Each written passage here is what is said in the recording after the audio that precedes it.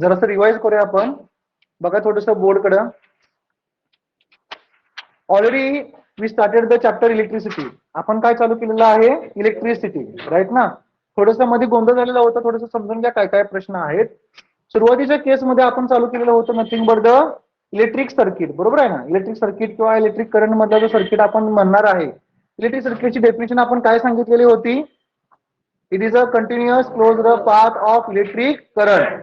It is a continuous closed path of electric current is called the electric circuit, बरोबर आहे.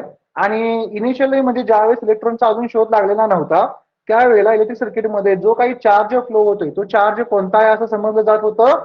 Positive charge, बरोबर आहे. तो कोणता चार्ज आहे? Positive charge. And the direction of the positive charge and the direction of the current हे दोन्ही काय होते? सेम होते, बरोबर आहे. म्हणजे सर्किटमध्ये ज्यावेळेस तुम्ही एखादी सेल किंवा बॅटरी जोडणार आहात, तर त्यावेळेस current flows from the positive terminal of the cell to the negative terminal of the cell. Also charges flows from the positive to the negative terminals in the early sessions. ठीक आहे. आणि ज्या वेळेला इलेक्ट्रॉनचा शोध लागला, राईट ना, इलेक्ट्रॉनचा शोध कोणी लावला? जे जे थॉम्सन लावला, राईट ना. इलेक्ट्रॉनचा शोध कोणी लावला? जे जे थॉम्सन लावला. आणि त्यावेळेला असं कळलं की त्यावेळेला सर्किटमध्ये तुमच्या पॉझिटिव्ह चार्जेसचा फ्लो होत नाही, तर काय होतात? तर निगेटिव्ह चार्जेस फ्लो होतात. काय होतात? निगेटिव्ह चार्जेस फ्लो होतात. आणि about that negative charges flow from the negative terminal to the positive terminal असे तुमच्या पूर्ण सर्किटमध्ये पास होणार आहेत, राईट. आफ्टरवर्ड्स आपण जो पहिला पॉईंट डिस्कस केलेला होता तो होता तुमचा चार्ज. काय होता तुमचा? चार्ज. आणि this charge will be represented by using the small letter q, बरोबर आहे. आणि त्याची डेफिनेशन सांगताना सांगितलेली होती की it is the smallest particle of a atom which have a positive or a negative charge, बरोबर आहे. परंतु ह्या पूर्ण चॅप्टर मध्ये आपल्याला पॉझिटिव्ह चार्ज बाबत घेणं देणं नाही. Only we are focusing on the negative charge. आपण कशावरती फोकस करणार आहे? तर निगेटिव्ह चार्ज वरती फोकस करणार आहे, राईट. आणि त्याचबरोबर आपण ह्याच्यानंतर एक मोठा पॉईंट बघितला होता की net charge. What we discuss after that? Net charge. आणि net charge is represented by using the capital letter Q. Net charge also we call the total charge, बरोबर आहे. And this total charge or net charge is equivalent to the charge contain how many electrons? 6 into 10 raised to 18 electrons, बरोबर आहे. म्हणजे 6 into 10 raised to 18 electrons वरती जेवढा तुमचा charge असणार आहे त्या चार्जला आपण इनडायरेक्टली नेट चार्ज किंवा टोटल चार्ज बोलू शकतोय, बरोबर आहे. आणि याचे रिलेशन आपण तयार केलं की capital Q is equal to N into E, where N is nothing but the number of electrons and E is nothing but the charge on a one electron. And जो तुमचा निगेटिव्ह चार्ज असणार आहे किंवा जी चार्जची value आहे ती कोणती असणार आहे? निगेटिव्ह मध्ये असणार आहे. म्हणजे चार्ज ऑन वन इलेक्ट्रॉन आपण लिहिताना लिहायचं आहे -1.6 into 10 raised to -19 coulomb. But for our calculation purpose for the 10th class we will take only the magnitude. आपल्याला काय यूज करायचं आहे? फक्त magnitude. So charge on electron is 1.6 into 10 raised to -19 coulomb. We will not consider the negative sign or a negative charge. कळतंय? आणि ह्यामध्ये आपण discussion करत असताना पुढे एक पॉईंट केलेला होतो की afterwards also we discuss about the main concept about the current. काय केलं आपण discussion? Current. Nothing but current हे ऍक्च्युअली वर्ड कुठून आलेला होता? Nothing but something is a flowing, continuously something is a flowing, right. And we will find out that की तुमचे जे इलेक्ट्रॉन्स आहेत किंवा maybe we call the negative charge. Negative charge is continuously flowing in the circuit. That's why we will call this is a current. त्यास आपण word काय नाव दिलं तिथं? करंट. ठीक आहे. And how we define the current? It is actually amount of charge, right? ना current is nothing but it is a amount of charge. And what about the intensity of a charge? Voltage. Nothing but the potential difference. म्हणजे जर तुम्हाला ध्यानात ठेवा काय सांगतोय, question मध्ये current आणि पोटेन्शियल डिफरन्सच्या ऐवजी दुसरी वर्ड यूज करू शकतात, राईट ना. करंट ते काय म्हणू शकतात? Amount of a charge. आणि इकडे तुम्हाला पोटेन्शियल डिफरन्स किंवा व्होल्टेजला काय म्हणू शकतात? Directly intensity of a current. Intensity of current किंवा इंटेन्सिटी ऑफ इलेक्ट्रिसिटी म्हणलं तरी पण चालेल. ठीक आहे. आता what about the current? Current nothing but amount of a charge flows through the cross section per unit time.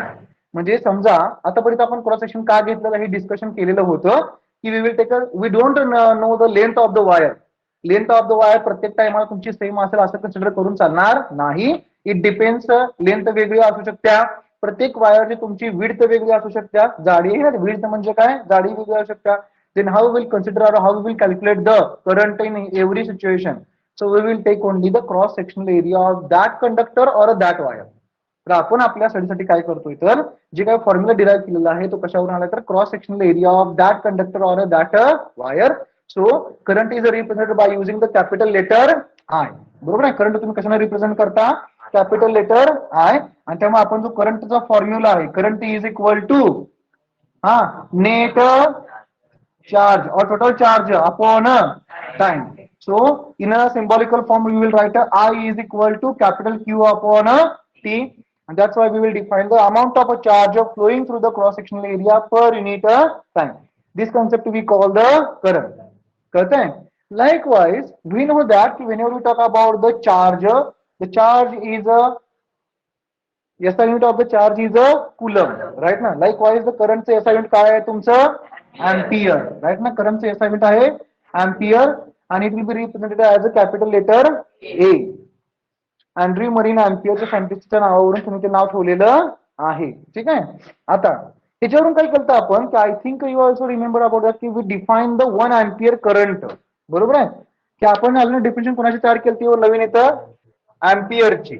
बरोबर आहे, कशा डेफिनेशन तयार केली आपण, ampere. How we define the 1 ampere, फक्त आपल्याला काय करायचं आहे, त्या सगळ्यांच्या एसआय मध्ये घ्यायचं आहे करंटचं आय दिले म्हणजे तिथं असणार आहे 1 अँपियर, चार्ज असणार आहे तुमचा 1 coulomb upon 1 second.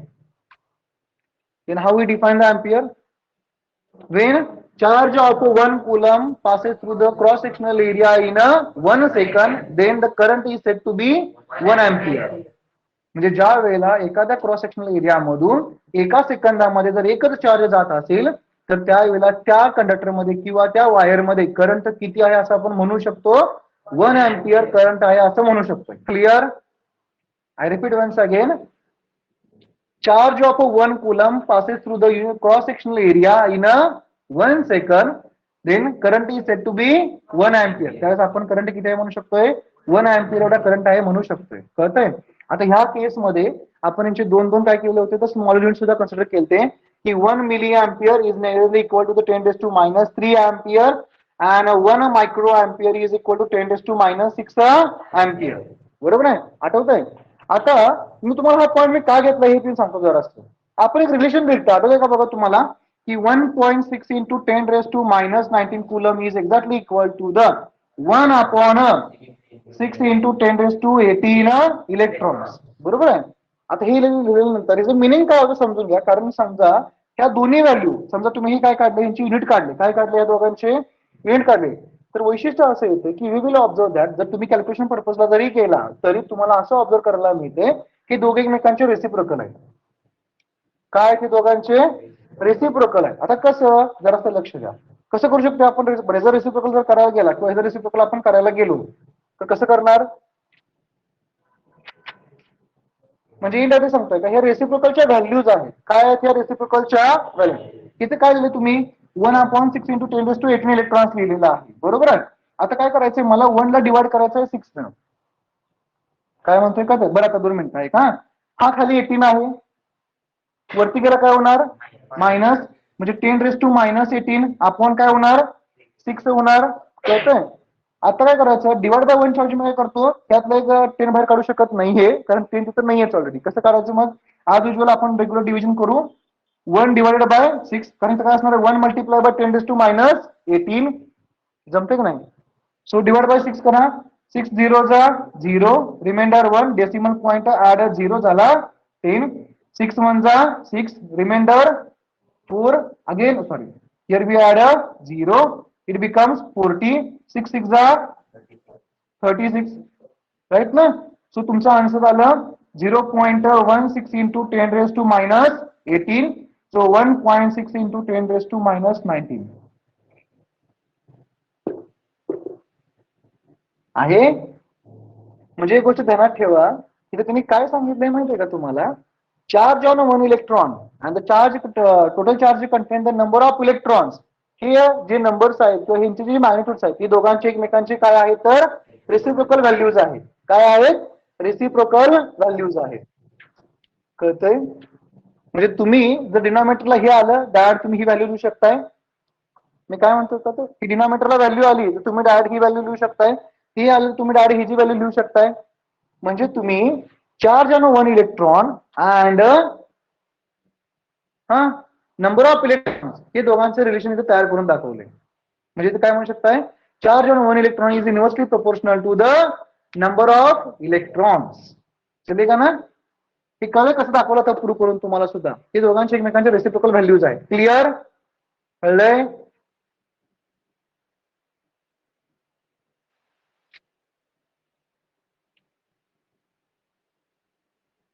Yes sir. Late करून टाकतो ह्या पोरांना. Yes sir.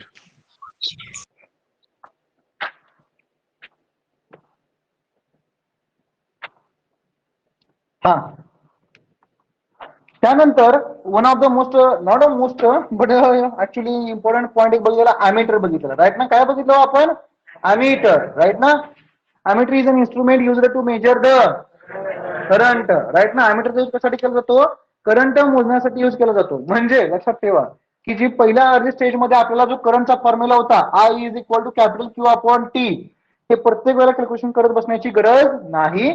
ज्या वेळेला तुम्ही जो अॅमीटर असेल जे काही इन्स्ट्रुमेंट आहे किंवा जे काही डिव्हाइस आहे तुमच्या सर्किटमध्ये जर हे जोडलेलं असेल ते जोडताना कसं जोडायचं आहे सिरीज मध्ये का पॅरलल मध्ये सिरीज मध्ये जोडल्यानंतर ज्यावेळेस तुम्ही यातून करंट पास होईल तर त्यावेळेला ऑटोमॅटिकली हे सगळे कॅल्क्युलेशन करून तुम्हाला अॅमीटर काय करणार आहे डायरेक्ट करंटची व्हॅल्यू प्रोव्हाइड करणार आहे. डायरेक्ट करंटची व्हॅल्यू प्रोव्हाइड करणार आहे. And that's why we will define the ammeter. Ammeter is an instrument used to measure the electric current. And always remember that की जो तुमचा अॅमीटर असणार आहे हा तुमच्या सर्किटमध्ये सिरीज कनेक्शन मध्ये जोडायचा आहे. कसा जोडायचा आहे सिरीज कनेक्शन मध्येच. आणि त्याचबरोबर हा करंट मेजर करतोय. That's why the resistance of the ammeter is a very low. Resistance concept आपण नंतर बघणार आहे परंतु ध्यानात ठेवताना ठेवा हा पहिला पॉइंट की अॅमीटरचा जो रेजिस्टन्स असणार तो काय असणार आहे खूप कमी असणार आहे. कळतंय? आणि जर रिप्रेझेंटेशन तुम्हाला सगळ्यांना माहित असेल की likewise the symbol or representation plus minus likewise we will represent the ammeter. याच्यानुसार आपण अॅमीटर मानणार आहे. Afterwards we will discuss already the electric circuit. काय डिस्कस केलं तो आपण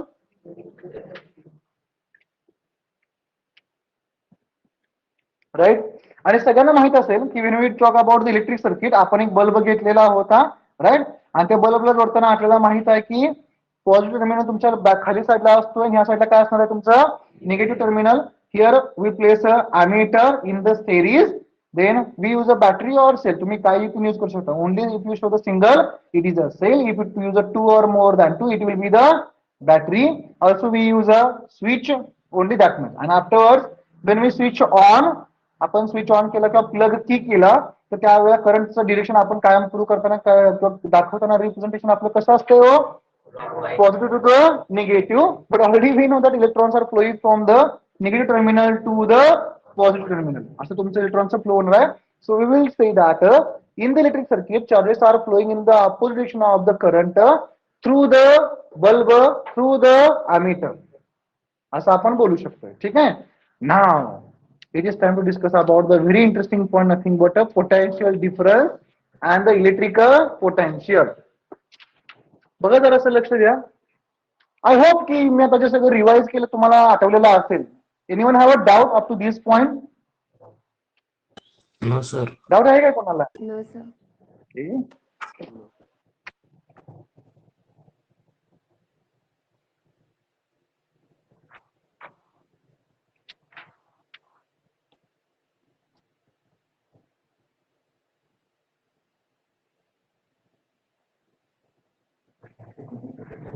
काय झालं? कोण? सिरियसली मी बघ म्हणून सकाळी लवकर क्लास ठेवला नाही आज. म्हणलं उगाच पोरांना त्रास द्यायला नको.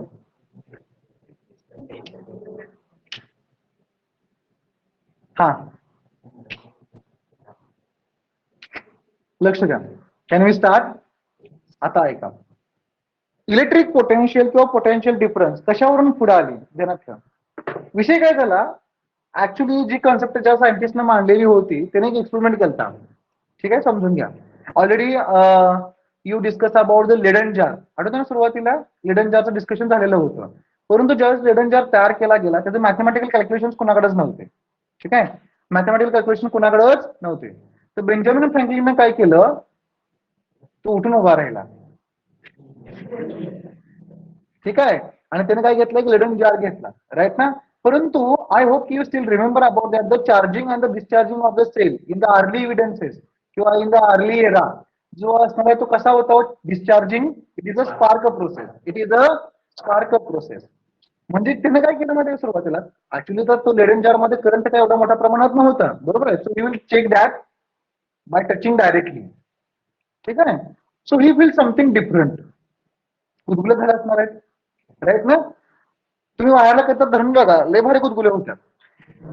यू फील द डिफरंट स्वर्ग also. Directly visit to the Yamraj, no problem, वो भी चलेगा. ठीक आहे. हा, ऐका सांगतो, ज्यावेळेस करंट लागतो ना जोरात आपल्या बॉडीला, आपल्या ऐकण्याची कॅपॅसिटी कमी होते, माहिती आहे, ऐकू येत नाही तुम्हाला. बिकॉज आय फील, त्यामुळे सांगतो. ऐकू येत नाही लोक काय म्हणतात, म्हणजे पूर्ण बॉडी ज्यावेळेस करंट असतो ना त्यावेळेस बाकीचे लोक काय ओरडायला लागल्यात, आपल्याला आवाज ऐकू येत नाही, माहिती आहे. व्हिडिओ करंटचा इफेक्ट पडतो आपल्या बॉडीवर.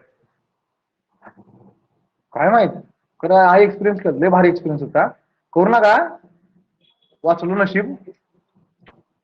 ते आरती होतं त्यामुळे मागे ढकलला गेलो, नाहीतर जात नाही. धरून चिटकून धरलं, जर करंटचं लेस पे मुतू गेलं तर अवघड, सोडत नाही मग ते तुम्हाला ते. ठीक आहे, लगेच ब्रेकअप करायचं, मागं करायचं. ठीक आहे, जवळ जायची ठेवायची इच्छा नाही, नाहीतर एकदा का त्या करंटनं मिठी मारली मग मरेपर्यंत नाही छोडेगा वो तुमको. बघा, सगळं कोण डायलॉग पुस्तक नाही. हा तुटला तर आपलं बघा काय करायचं मग. ठीक आहे, जीवापेक्षा हा तुटल्याला बरं आहे का नाही हो. बरं आहे का. विषय काय झाला, बेंजामिन फ्रँकलिनने एक एक्सपेरिमेंट केला की लेडनचा त्यांना हात लावला डायरेक्ट डिस्चार्जिंगच्या वेळेला. So he feel something different. Current बॉडीमध्ये एंटर केला असणार आहे, बरोबर आहे. एवढा मारण्यात पण करंट तयार होत नव्हता. ठीक आहे, आणि टॉर्बिडो फिशेस तुम्हाला माहित आहे. अरे ते पिक्चर आहे काय बघा, journey to the centre of earth, बघितलं का नाही. तर त्याच्यामध्ये ते शेवटचं एक सीन आहे, ते मासा माहिती, करंटचा मासा असतो.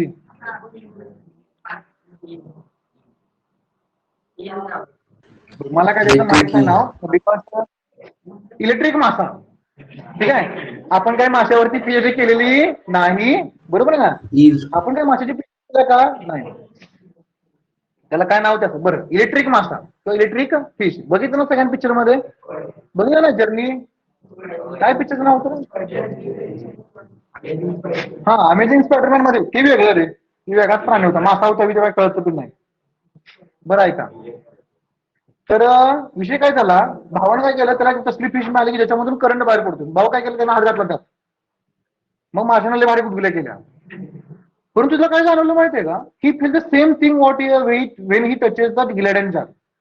म्हणजे बेंजामिन फ्रँकलिननं ज्या वेळेसला चार्ज केलेला लेडन जार झाल्यानंतर डिस्चार्ज झाला, म्हणजे त्याला करंट ज्यावेळेस बसला, झटका बसला, ते फिलिंग आणि माशाने ज्यावेळेस त्याला झटका दिला ते फिलिंग बऱ्यापैकी सेम होतं. परंतु दोघांच्या मध्ये काहीतरी डिफरंट होता.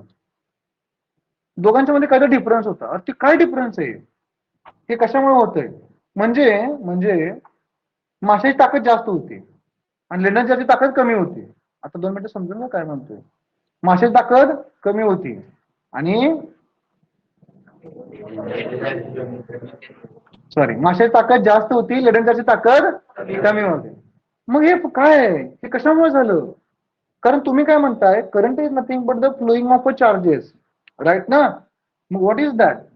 तर ह्याचं कन्सेप्ट आली की तीच कन्सेप्ट आली की amount of charges and the intensity of a charges. कसा डिफरन्स आला, amount of a charges and the intensity of a charges.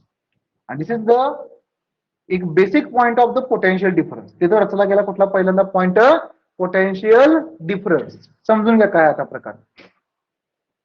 ह्यासाठी आपण बेस्ट एक्झाम्पल घेतलेलं वॉटर टँकचं आपण बेस्ट एक्झाम्पल घेतलेलं होतं, आठवतंय. तर त्या वॉटर टँक मध्ये आपण काय केलेलं होतं की we will take the water tank, suppose this is a ground level. आपण एक ग्राउंड लेवल कन्सिडर केलेली होती पहिल्या केससाठी, की त्या केसमध्ये आपण दोन्ही वॉटर टँक तुमचे ग्राउंड लेवलला असणार आहेत आणि त्या दोन्ही वॉटर टँक मध्ये आपण काय करायचे, हॉरिझॉन्टल पाईप जोडायचे, एक्झॅक्टली हॉरिझॉन्टल पाईप जोडायचे and this tank will be filled with water. हे तुमचे जे टँक आहे ते कशाने भरायचे? पूर्णपणे पाण्यानं भरायचे. कशाने भरायचे आहेत? पाण्यानं. If you have that much पैसा तुम्ही पाण्यानं भरू शकता, डोंट नो प्रॉब्लेम. ठीक आहे, पाण्यानं भरले. हा, what you will observe that, किंवा what we will observe that, की आपल्याला असं ऑब्झर्व करायला मिळतंय की there is a nothing will be flow between that horizontal pipe. त्या हॉरिझॉन्टल पाईप मधून काही फ्लो होणार नाही. का हो? कारण दोन्हींची पण हाईट काय आहे? इक्वल आहे. दोन्हींची हाईट काय आहे तुमची? इक्वल आहे. म्हणजे टँक 1 मध्ये जेवढं वॉटर प्रेशर असेल तेवढंच टँक 2 मध्ये सुद्धा असणार आहे. म्हणजे इथं तुमच्या वॉटर प्रेशर मध्ये काही सुद्धा डिफरन्स नाही. परंतु suppose if you change the condition, again we will talk about the ground level. दुसरा जो तुमचा वॉटर टँक आहे तुमचा आज जर ग्राउंड लेवललाच ठेवला, परंतु काहीतरी अरेंजमेंट करून सेकंड टँक तुमचा काय केला? ॲट अ पर्टिक्युलर डिस्टन्सच्या हाईट वरती ठेवला. ठीक आहे, this is the tank 1, this is the tank 2, and this again we join the pipes to the tank. ठीक आहे, and काय केलं? तात्पुरता हा कॉक बंद केला. Suppose you will provide one cock, right ना, किंवा ते का वॉल समजू आपण. ठीक आहे, वॉल ठेवला आणि दोन्ही लेजामध्ये इक्वल क्वांटिटी ऑफ वॉटर भरली. यू विल कन्सिडर दॅट दोन्ही टँक मध्ये काय केलं? इक्वल क्वांटिटी ऑफ आपण काय भरल्या? वॉटर भरल्या, राईट ना. आता एक लॉजिकल गोष्ट आहे, हे पाणी इथपर्यंत आला असणार आहे, ह्याच्या हाईट पर्यंत, हे पाणी इथपर्यंत आला असणार आहे. आपण वॉल ओपन केला, राईट ना, वॉल ओपन केला, तर वी विल ऑब्झर्व दॅट की water is flowing through that pipe. बरोबर आहे, तुमच्या या पाईप मधून पाणी फ्लो होणार आहे. म्हणजे काय झालेलं आहे? बिकॉज ऑफ द हाईट, ही जी काय त्या टँक 1 ला जी हाईट मिळालेली आहे, तर त्या हाईटमुळं पहिल्या टँक मध्ये जे काही वॉटर असेल त्याचं प्रेशर वाढलेलं आहे. किंवा can I say that suppose we can change that number. पहिले ह्या ह्याच्यामध्ये डिस्कशन करा की हायर लेवलवरती जसं जसं तिथलं प्रेशर काय होणार आहे? तुमचं वाढत जाणार आहे. तसं या टँक मधलं प्रेशर कमी असल्यामुळे water flows from the higher pressure to the lower pressure. समजा आपण कंडिशन चेंज केली. If you talk about the in case of the energy, दोन्ही पण ग्राउंड लेवलला आहे, वॉटर पण फ्लो होत नाही, तिथे कुठली पोटेन्शियल एनर्जी किंवा कायनेटिक एनर्जी असेल का? नाही, बरोबर आहे. परंतु ज्या वेळेला तुम्ही हा ऑब्जेक्ट आता हाईट वरती नेऊन ठेवलेला आहे, which energy possesses in the tank 1? It is a potential energy. Formula आहे पोटेन्शियल एनर्जीचा mgh. Because of the height tank 1 ला तुम्हाला कुठली एनर्जी स्टोअर झालेली असणार आहे? Potential energy. त्या वॉटरला सुद्धा. परंतु ज्यावेळेस कोक ओपन करताय किंवा ती वॉल्व ओपन करताय, तर ती पोटेन्शियल एनर्जी कशामध्ये कन्वर्ट होत्या? Kinetic energy. Because of that water is flowing through that pipe. कळतंय मी काय म्हणतोय? म्हणजे ह्या केसमध्ये कुणाला हो? पोटेन्शियल एनर्जी आली. कोणती आली तुमची? Potential energy. आता ह्या केसमध्ये तर प्रेशर म्हणा, otherwise this potential use a word as a same in the electric potential also. कळतंय? आता हेच कन्सेप्ट तुम्हाला कळल्यानंतर थोडं दुसऱ्याच्या लँग्वेज मध्ये सांगतोय. बघा आता इथं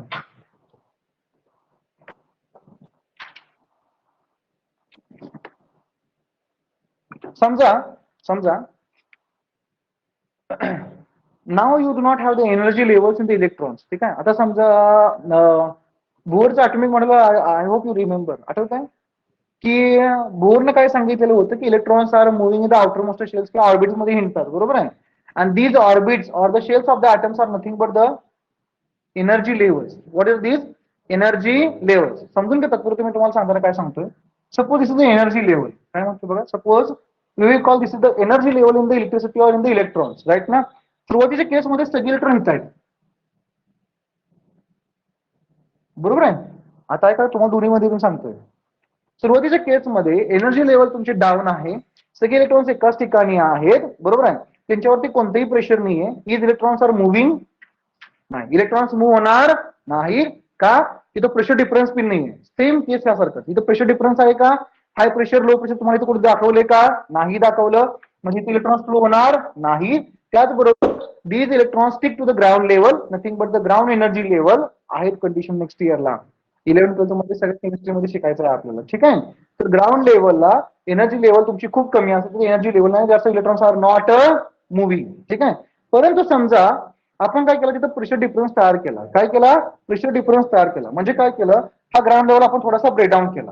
समजा, right. Some electrons still are the ground level आणि सम इलेक्ट्रॉन्स काय केलं आपण? हाईट वाढवली त्यांची. म्हणजे indirectly we will provide the pressure वाढवलं. बरोबर आहे. आणि प्रेशर वाढवून इलेक्ट्रॉन त्यांचं काय केलं? इलेक्ट्रिक प्रेशरला हाय इलेक्ट्रिक प्रेशर प्रोव्हाइड केलं. काय केलं आपण, प्रेशर जास्त प्रोव्हाइड केलं. साहजिक आहे, जसं because of here high pressure कडून लो प्रेशर कडे तुमचं जे काही वॉटर जातं, सेम मॅनर मध्ये those electrons are at a high pressure will be flow to the lower level, or the electrons which are at a lower level will flow to the higher level. Same concept असणार आहे, कारण electron सुद्धा जे हाय प्रेशरला असणार ते कुणाकडे flow होणार आहे, तुमच्या लो प्रेशरकडे. म्हणजे सपोज आपण टिल्ट केलं तसं इलेक्ट्रॉन्स खाली येणार आहेत तुमचे, बरोबर आहे. आता झालं, आपण हे झालं रेग्युलर प्रेशर मध्ये वर्ड जर यूज केला तर सेम केस मध्ये ऑलरेडी सगळे इलेक्ट्रॉन्स कुठे आहेत, तुमच्या ग्राउंड स्टेट मध्ये आहेत, बरोबर आहे. तुम्ही उचललाय म्हणजे वर प्रोव्हाइडिंग द पोटेन्शियल एनर्जी. काय करवलं आपण, प्रोव्हाइड पोटेन्शियल एनर्जी प्रोव्हाइड करलेला आहे, बरोबर आहे. पोटेन्शियल एनर्जी वाढवला द्यायला आहे, म्हणजे तुम्ही त्या पर्टिक्युलर स्टर्न इलेक्ट्रॉनची एनर्जी लेवल काय करायला आहे, वाढवायला आहे. मी काय म्हणतोय कळतं, तुम्ही काही काही इलेक्ट्रॉनला पोटेन्शियल एनर्जी देताय, म्हणजे काही काही इलेक्ट्रॉनला काय करायला आहे, तुम्ही एनर्जी लेवल वाढवायला आहे. एनर्जी लेवल वाढल्यामुळे इलेक्ट्रॉन्स काय होणार आहेत, पोटेन्शियल एनर्जी गेन करणार आहेत. भरती एनर्जी कन्वर्जन व्हायला पाहिजे, आणि because of the potential energy stored form मध्ये केलेली एनर्जी कशामध्ये परत कन्वर्ट होणार आहे, कायनेटिक एनर्जी मध्ये. म्हणजे स्टोअर होतात पोटेन्शियल मध्ये, परत कन्वर्ट होतं तुमची कायनेटिक मध्ये. इन द सेम केस जे तुमच्या ग्राउंड स्टेटला इलेक्ट्रॉन्स आहेत त्यांना कुठलीही एनर्जी नसते, but when we provide the potential energy it will gain the potential energy and consider energy level तुमची तुम्ही वाढवतात, आणि बिकॉज ऑफ एनर्जी लेवल वाढल्यामुळे ती कन्वर्जन कशामध्ये होते, परत कायनेटिक एनर्जी. आणि कायनेटिक एनर्जी मध्ये कन्वर्जन झालं की electrons will be flow in the circuit. म्हणजे electrons are moving from the high pressure or high pressure to the low pressure, or high energy level to the low energy level. कळतंय, same case मध्ये जमतंय. आणि ज्या ठिकाणी high pressure किंवा हाय energy level तयार होत्या, it will be consider as a high electric pressure. तिला आपण काय म्हणायचं सुरुवातीच्या केसमध्ये, हाय इलेक्ट्रिक प्रेशर, किंवा ह्याच इलेक्ट्रिक प्रेशरलाच आपण म्हणायचं आहे इलेक्ट्रिक पोटेन्शियल. पोटेन्शियल का वर्ड यूज केलाय कळते आता, अरे कळते का पोटेन्शियल वर्ड का यूज केलाय, कारण त्याला आपण काय करतो, पोटेन्शियल एनर्जी प्रोव्हाइड करतो. Because of that potential energy level स्वतःची इलेक्ट्रॉन्स वाढवून घेतात, आणि त्या पोटेन्शियल एनर्जीचं कन्वर्जन कशामध्ये करतात, कायनेटिक एनर्जी मध्ये करतात. आणि कायनेटिक एनर्जी मध्ये केल्यानंतर इलेक्ट्रॉन्स काय होणार, तुमच्या सर्किटमध्ये मूव्ह होणार आहे. आणि that's why it is we call the electric potential. एका ठिकाणी जास्त असणार आहे, एका ठिकाणी low electric pressure, sorry low electric pressure, बरोबर आहे. म्हणजे इथलं इलेक्ट्रिक प्रेशरला आपण काय म्हणायचं आहे, इलेक्ट्रिक पोटेन्शियल. कळलंय. आता लॉजिकल गोष्ट आहे, एका ठिकाणी काय झालंय, पोटेन्शियल एनर्जी किंवा प्रेशरमुळे एनर्जी लेवल वाढल्या, एका ठिकाणी एनर्जी काहीच नाहीये किंवा लो प्रेशर आहे, त्यामुळे दोघांच्या मध्ये काही डिफरन्स तयार झालेला असणार आहे, आणि त्या डिफरन्सला म्हणायचं आहे आपल्याला काय म्हणायचं आहे, this is nothing but the potential difference. कळतंय, are you getting my point. आता ऐका, पहिल्यांदा केसमध्ये काय झालं ऐका, समजून घ्या. This pressure difference we call the potential difference असं आपण म्हणलो, बरोबर आहे. समजा इथं हाय प्रेशरवर गेलाय किंवा हाय इलेक्ट्रिक प्रेशर आहे, राईट ना. समजा इथं आपण म्हणलं पोटेन्शियल असेल P1 वाढलंय, म्हणजे दोघांचं पोटेन्शियल लेवल सेम असेल का, एनर्जी लेवल सेम असेल का, नाही. म्हणजे इथलं electric potential suppose we will call the P1, इथलं electric potential we call the P2.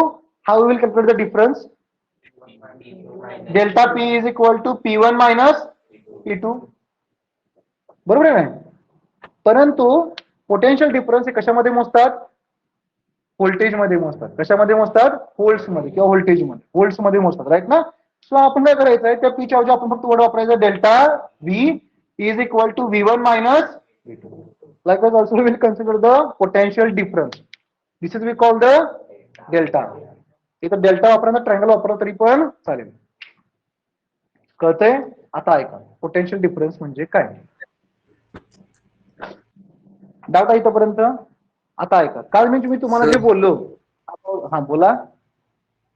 डेल्टाचं meaning काय आहे, उपयोग काय त्याच्यात, डेल्टाचं मिनिंग काय, हा व्हॉट इज द डेल्टा रे, when we use delta, very small difference, not a small difference, very small difference. 1 minute पान देऊ.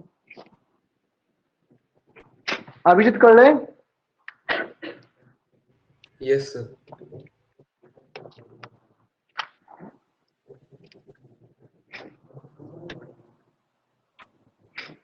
डेल्टा म्हणजे व्हेरी स्मॉल डिफरन्स. कळतंय? आता ऐका, ज्या वेळेला तुम्हाला मी सांगितलं कालची कन्सेप्ट माझी बरोबर आहे. ऐका, आपण म्हणलं एक सेल घेतला. काय घेतला हो? एक सेल. सेलला असणार आहे पॉझिटिव्ह टर्मिनल, सेलला असणार आहे negative terminal. This cell will be connected. एक सर्किट आपण तयार केलं, त्या सर्किटला जोडलेला असणार आहे. Suppose in between we will provide the bulb.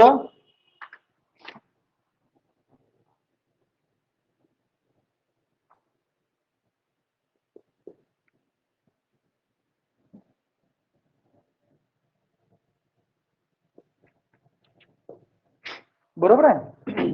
आता लक्ष द्या, सेल मध्ये दोन टर्मिनल असतात. आपण बघितलेलं होतं. एका ठिकाणी म्हणतो आपण पॉझिटिव्ह टर्मिनल, दुसऱ्याला म्हणतो आपण निगेटिव्ह टर्मिनल. मग तुम्ही सांगायचं आहे, बघा विचार करून जर असतं सेल बाबत, फक्त सेल बाबत, सेलच्या पॉझिटिव्ह टर्मिनलला कोणता चार्ज असणार आहे आणि सेलच्या निगेटिव्ह टर्मिनलला कोणता चार्ज असणार आहे? बघा विचार करून. सेलच्या पॉझिटिव्ह टर्मिनलला कोणता चार्ज असणार आहे, सेलच्या निगेटिव्ह टर्मिनलला कोणता चार्ज असणार आहे?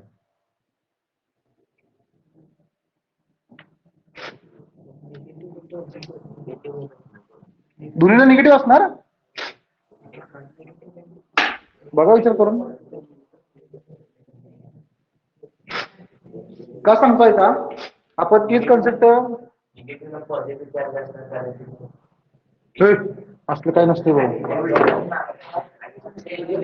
हा 2 मिनिटं. ऑनलाईन मध्ये कोटी तुमचं काय ओपिनियन आहेत बोला. आणि व्हिडिओ सगळ्यांनी चालू ठेवा, मी परत सांगणार नाही.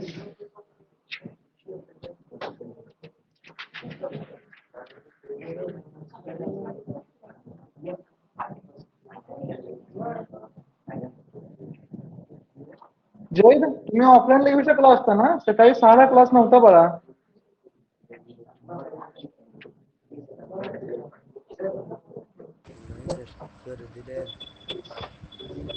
आवाज नाही ऐकू येत तुझा. बरं, ऑनलाईन मध्ये सांगा रे, तुम्हाला काय वाटतंय सेलच्या पॉझिटिव्ह टर्मिनलला कोणता चार्ज असणार आहे, सेलच्या निगेटिव्ह टर्मिनलला कोणता चार्ज असणार आहे? निगेटिव्ह असणार. सर पॉझिटिव्ह साईडला निगेटिव्ह चार्ज असणार. ऐका, सांगतोय का काय प्रश्न आहे? कुठं घडतंय का? लिसन. सेल मध्ये ज्यावेळेस दोन टर्मिनल तयार होतात, पॉझिटिव्ह टर्मिनल आणि निगेटिव्ह टर्मिनल. पॉझिटिव्ह टर्मिनलला हाय इलेक्ट्रिक प्रेशर तयार होतं, ज्याचा we call the higher potential energy, किंवा मॅक्झिमम पोटेन्शियल कुठे असणार आहे तुमचं? पॉझिटिव्ह टर्मिनलला असणार आहे. आणि निगेटिव्हला लो पोटेन्शियल एनर्जी किंवा लो पोटेन्शियल आणि निगेटिव्ह टर्मिनल तयार होणार आहे. आता हे सांगतो ऐका, हे उघडण्यामागं एकच कारण आहे. सेल तुमचा कशापासून बनलाय? केमिकल्स पासून बनलाय. कशापासून बनलाय? केमिकल्स पासून. So chemical reactions within the cell generates positive charge at the positive terminal and chemical reaction within the cell generates the negative charge at the negative terminal. परंतु विषय असा होतोय, पॉझिटिव्ह चार्ज खूप जास्त प्रमाणात तयार होतो पॉझिटिव्ह टर्मिनलला, त्यामुळे तिथं प्रेशर जास्त तयार होतं, पोटेन्शियलचं प्रेशर काय होतं? जास्त तयार होतं. आणि इकडं इलेक्ट्रॉन्स सगळे कुठे ढकलले जातात? तुमच्या निगेटिव्ह टर्मिनलला ढकलले गेल्यामुळं तिथं लो इलेक्ट्रिक पोटेन्शियल तयार केलं जातं. कळतंय मी काय म्हणतोय? आता ध्यानात ठेवा, पॉझिटिव्ह टर्मिनलला तुमचा आहे पॉझिटिव्ह चार्ज. काय समजून घ्या, काय आहे तुमचा? Positive charge. निगेटिव्ह टर्मिनल आहे तुमचा निगेटिव्ह चार्ज. कळतंय? त्याचबरोबर केमिकल ऍक्शन मुळे पाणी पे, पाणी दे.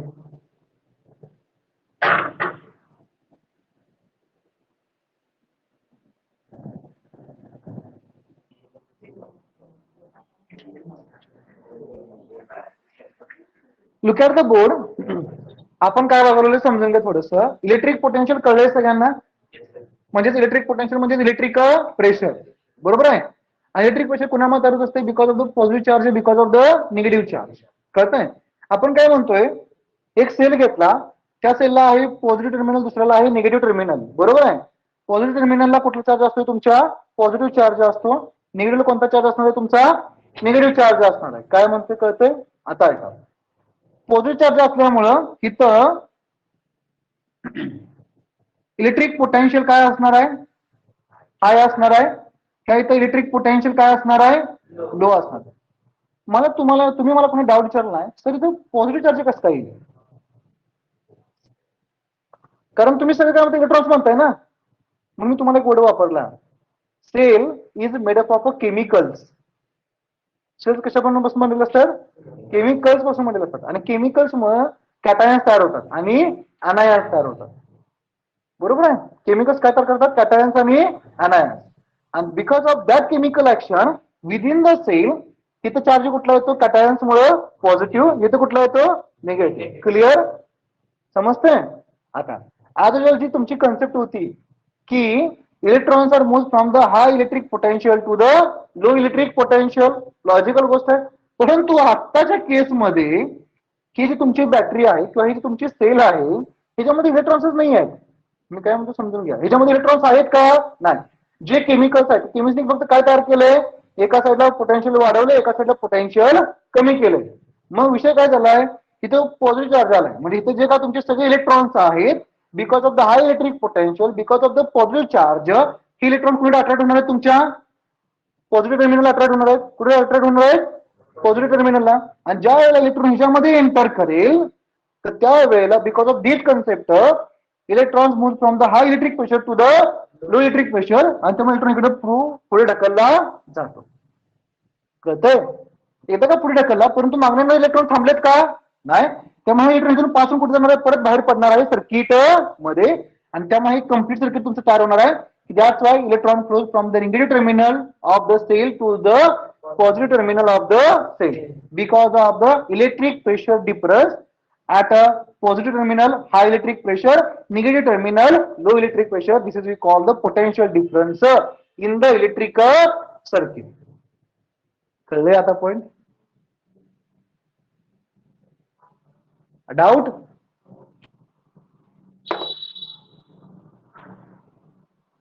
ठीक आहे. आता पुढं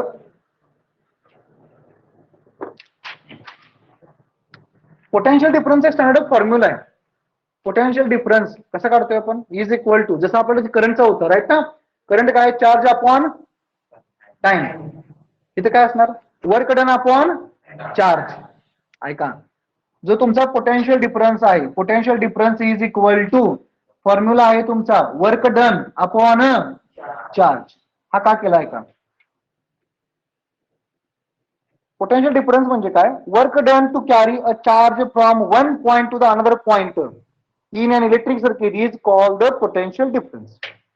एका चार्जला एका पॉइंट पासून दुसऱ्या पॉइंट पर्यंत नेण्यासाठी जे काय वर्क डन केलं जातं पूर्ण इलेक्ट्रिक सर्किट मध्ये, त्याला काय म्हणायचं आपल्याला, पोटेन्शियल डिफरन्स. बरोबर आहे ना, का चुकतंय, असं एक्सप्रेशन देत जाऊ नका, त्यामुळे मला कन्फ्युज होतंय थोडस. डाऊटफुल का असते एवढं काही, हा मग विचारा ना.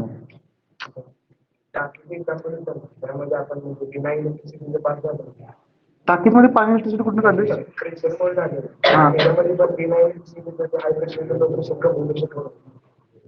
बिना होईच की, मग करंट कुठे चालवली आपण, कळलं कन्सेप्ट. ऐका ऐका ऐका, गल्ली स्कीम कुठे ऐका. मी तुम्हाला सांगितलंय तुमचा सेल करंट तयार करत नाही. हु कॉन्स्टिट्यूट अ करंट, पहिले हे वाक्याचं वर्डचं मिनिंग, ह्या क्वेश्चनचं मी आन्सर सांगा. Who constitute a electric current in the circuit, electrons, बरोबर आहे. म्हणजे निगेटिव्ह चार्ज, बरोबर आहे. अरे वय का नाही, हा. आता 2 मिनिटं आहे का, काय सांगतोय, ठीक आहे. सेल तर पुढचं लक्षात घेऊ नका. ही सगळी काय आहे, वायर आहे. This is a conducting wire, this is a conducting wire. Conducting का म्हणतोय, because it is made up of metals. But if it is made up of metals, there are free electrons in the wire. Electrons मध्ये free, ऐका व्यवस्थित समजून घ्या काय म्हणतोय. तुमच्या वायरमध्ये फ्री इलेक्ट्रॉन असणार आहेत का? आहेत. हा बल्ब आहे, बल्बचा जो फिलामेंट आहे ह्याच्यामध्ये सुद्धा फ्री इलेक्ट्रॉन असणार आहेत का? Because it is made up of tungsten. It is a metal or non metal? Metal. Am I right?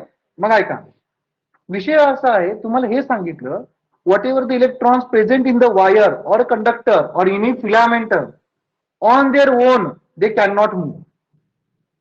On their own they can not move. At main position they move. समजून घ्या काय म्हणतोय. तुमच्या वायरमध्ये जे इलेक्ट्रॉन्स आहेत ते स्वतःहून फॉरवर्ड किंवा बॅकवर्ड येऊ शकत नाहीत स्वतःच्या जीवावरती, परंतु ते त्यांच्या मेन पोझिशनला टू अँड प्रो मोशन एवढेच ऑर्बिट होऊ शकतात. टू आणि प्रो मोशन मध्ये एवढेच ऑर्बिट होऊ शकतात, परंतु स्वतःची पोझिशन जी मेन आहे ती सोडत नाहीत. कळतंय? विषय काय होतो, ज्यावेळेस तुम्ही बॅटरी किंवा सेल जोडताय, काय जोडताय? बॅटरी किंवा सेल. त्याच्यामुळं एका टर्मिनलला पॉझिटिव्ह चार्ज, एका टर्मिनलला निगेटिव्ह चार्ज. दॅट्स वाय एका ठिकाणी हाय इलेक्ट्रिक प्रेशर, एका ठिकाणी लो इलेक्ट्रिक प्रेशर तयार होत आहे. कळतंय? Because of high electric pressure and the maximum positive charge, what ever the electrons, ह्यांच्यामध्ये जे इलेक्ट्रॉन्स आहेत ते कुणीकडे ओढले जातात किंवा कुणीकडे अट्रॅक्ट केले जातात? पॉझिटिव्ह टर्मिनलला केले जातात. बरं, अट्रॅक्ट होणार आहेत ते अट्रॅक्ट करून इथून पुढे ढकलणार because high electric pressure to the low electric pressure. हे ढकलल्यामुळे ह्यांच्यामध्ये इलेक्ट्रॉन म्हणजे रिपल्शन होतंय. मागे इथं बघा, इथे इलेक्ट्रॉन थांबलाय, तो इलेक्ट्रॉन थांबला इथं, परंतु ह्याच्यातून येणारा मागणा इलेक्ट्रॉन त्याला झटकल काय? नाही, कारण मागणा येणारा इलेक्ट्रॉन पुढच्या इलेक्ट्रॉन काय करणार? ढकलणार आहे पुढं. समजतंय काय म्हणतोय? कळतंय? फ्री इलेक्ट्रॉन्स ह्याच्यामध्ये अवेलेबल आहे, ते स्वतःहून कधी मूव्ह होत नाही, परंतु इथं पॉझिटिव्ह चार्ज असल्यामुळं, हाय इलेक्ट्रिक प्रेशर असल्यामुळे इथले फ्री इलेक्ट्रॉन्स कुणीकडे ओढले जातात? तुमच्या बॅटरीच्या पॉझिटिव्ह टर्मिनलला.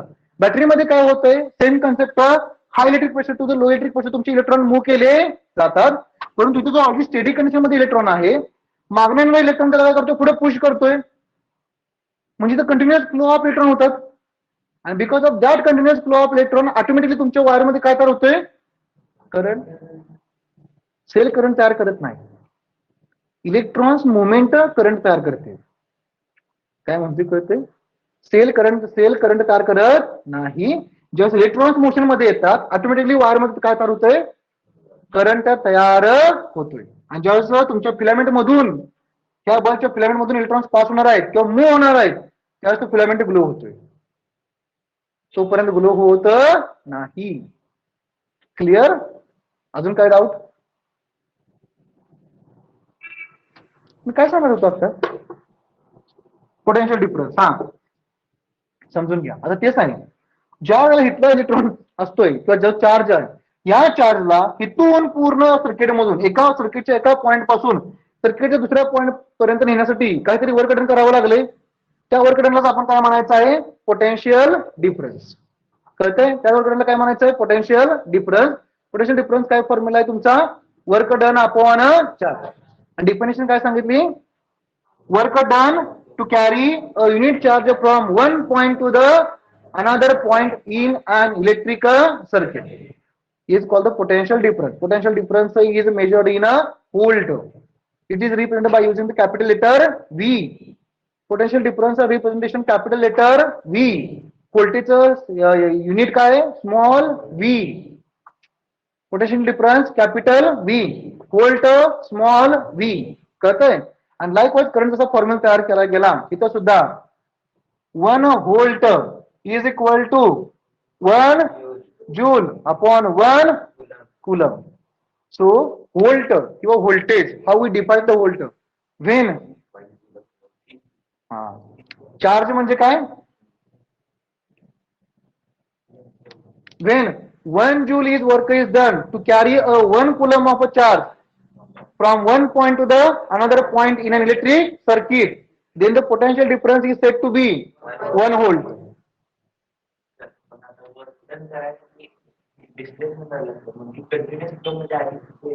But displacement होईल देखील नाही, कंटिन्युअस फ्लो आहे ना.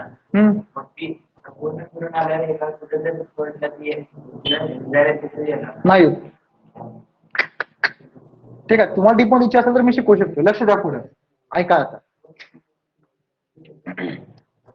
What is this metal ना? काय तुमचा मेटल?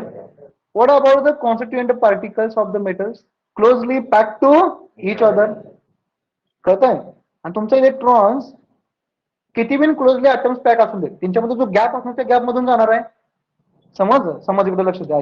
समज मी तिथला क्रॉस सेक्शन घेतो एवढाच आणि तो झूम करतो, तो असा दिसणार आहे तुम्हाला, बरोबर आहे. लेज मोठा झाला, लेट ड्रॉ करायला लागेल मला. आणि ह्याच्यामध्ये हे ऍटम्स आहेत, काय आहेत सगळे ऍटम्स आहेत. कळतंय. समज इनिशियल स्टेजला ज्यावेळेस तुमच्या ह्याच्यामध्ये तुम्ही सेल जोडलेला नाही, त्यावेळेस फ्री इलेक्ट्रॉन इथं असेल. कुठं असेल तुमचा फ्री इलेक्ट्रॉन? त्या गॅप मध्ये असेल. कळतंय. मागणं पुश केल्यामुळे हा इलेक्ट्रॉन पुढे जाणार आहे, त्याचं गॅप मधनं बाहेर पडणार आहे. कळतंय. तू फिरून आल्यानंतर तू ह्याच गॅप मध्ये जाईल, नो गॅरंटी. तू खालच्या गॅप मधून सुद्धा जाऊ शकतोय, कारण ढकलताना गर्दीमध्ये तुम्ही एका रांगेत जाताय काय. कळलं. सो कंटिन्युअस डिस्प्लेसमेंट होणार आहे त्याचा. बरं, प्रॉब्लेम असा आहे दोघांच्या मधला गॅप, तुला प्रत्येक वेळेला आता गॅप वरती आहे खाली आहे हे त्यातून ठरवायचं आहे. त्यामुळे डिस्प्लेसमेंट होतंय ते कंटिन्युअस डिस्प्लेसमेंट कॉन्स्टंट राहत नाही, कधी पुढे मागं होऊ शकते. कळतंय. इलेक्ट्रॉनचा रस्ता घावला तर ठीक, इलेक्ट्रॉनचा जर रस्ता घावला नाही तर प्रॉब्लेम आहे. कळतंय. बाकीच्यांना कळत तर घ्या. तुला कळलंय? ठीक आहे. अजून काय? ठीक आहे.